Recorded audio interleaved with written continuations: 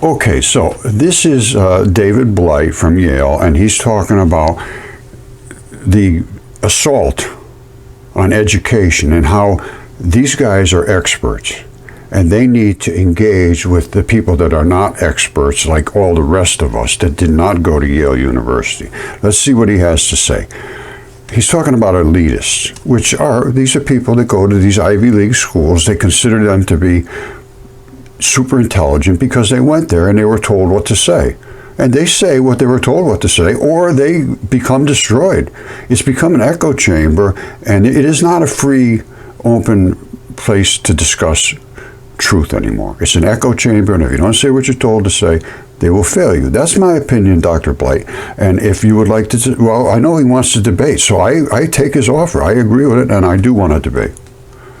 Okay, my friends, as you know, Mudfossils has changed everything with history. Who owns history now?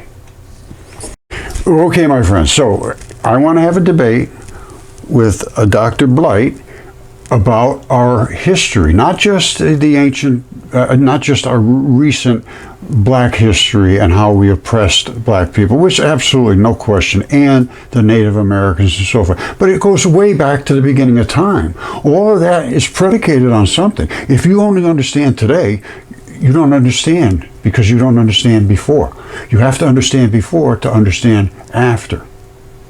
There's just no after, all of a sudden after. No, there's a before that led to an after. Now, I want to discuss that with him, with the before. Now, he's from Yale University. I know they have anthropology, archaeology, biology, chemistry, physics, anatomy. They have everything there. So I don't want to hear from him. Oh, I'm not an expert in that. I don't want to discuss that because I'm not an expert in that.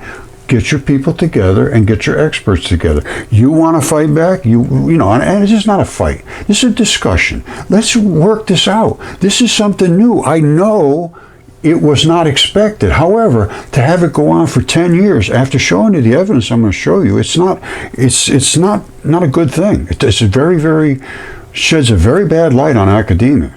So let's try to just change that. We want truth. Okay, this is really important to understand. He's talking about elitists. And yes, they have become arrogantly elite and say, you listen to us because we went to Yale, we went to Harvard, we went to wherever it is, and we have been told what to tell you means we're smart because we got that piece of paper. They gave us a piece of paper because we repeated what they told us, regardless whether it's right or wrong. And he's talking about upgrading intelligence. And we want our doctors to be trained. Yes, we want them to be trained on physical things. Not just say, oh, now we discovered that it was 200 million years instead of 50 million years or 600 million years. They have no idea, absolutely no idea what they're talking about. It's 100% guesses. Doctors, people that put on roofs on houses, people that pave the roads, yes, we want them trained. These people are professional guessers. And they have taken control of our history. They own our history, and they own the students because the students cannot speak up. If they do, they will fail them. It's as simple as that. They have no authority whatsoever once you enter those poison Ivy League walls. Elitist has become an epithet. But we want our doctors to be trained, and we want them to revise what they know based on new evidence and new techniques. We also want our historians to revise the past. There is no single static, sacred version of anyone's past. So what should the Smithsonian Institution and other museums? Right, well, he just said it. There's no sacred, there's nothing. You have to evaluate the evidence. I have presented this evidence for over 10 years to people from Yale. So I accept his offer to debate, and I expect that that's what will happen. If he's an honest guy, and he could be, I don't know him. I know most of the people at Yale, and they know me. So we're going to find out who's honest and who isn't. If he's an honest guy, and academia is trustworthy, this is a debate that will happen. Okay, the interview I saw was with this Jeffrey Brown and that guy, Professor Blight from Yale, and he was saying he wanted to debate people about their situation with academia right now. Well, yes, I agree.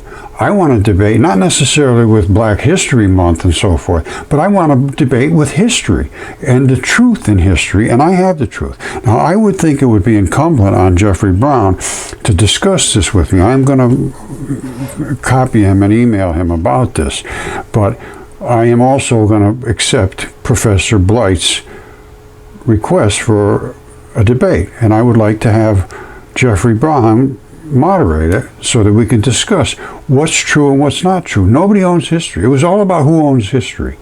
They don't own history. They can't tell us this happened, this happened, this happened, and then we just have to believe it. What if there's evidence that supports that that did not happen? And I have that evidence, and I expect Jeffrey Brown, as a reporter with the PBS NewsHour, to interact. That's what I'm hoping for. We'll find out.